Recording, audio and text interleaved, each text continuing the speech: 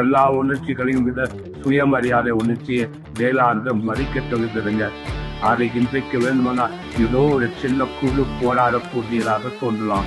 மற்றபடி பிற்காலத்துல அது உலகத்தையே ஒன்றுபடுத்து உலக மக்களையே ஒரு குடும்பமா மாற்ற முயற்சியின் போதுதான் சுயமரியாதையோட உண்மையான சக்தியும் பெருமையும் உண்மையாகுங்க.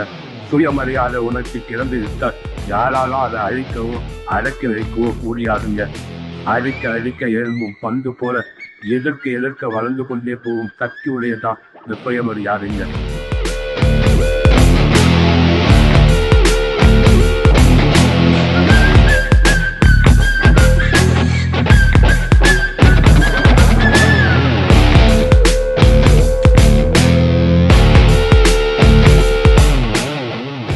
சுயமரியாதை உணர்ச்சி தான் உலக மக்களையே ஒரு குடும்ப சகோதரர்களாக மாற்றும். அப்போதுதான் இந்த இயக்கத்தின் உண்மை சக்தியும் பெருமையும் வெளிப்படும் பெரியார் சொன்னார். பெரியார் கண்ட வளர்ச்சியை நாங்க தமிழ்நாட்டுல செயல்படுத்தி காட்டி வருகிறோம். பெரியாருக்கு இந்த ஆட்சி காணிக்கைன்னு சொன்னார் பேரறிஞர் அண்ணா அவர்கள்.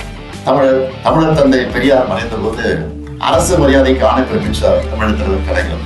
பெரியார் பிறந்த நாள சமூக நீதி நாளாக அறிவிச்சு செப்டம்பர் 17 தமிழ்நாட்டை உறுதிமொழி எடுத்து வச்சிருக்கு நம்ம திராவிட மாடல். பெரியார் உலகமயமாகிறார். உலகம் மாநில தந்தையை மதிப்பதாக மாறட்டும்.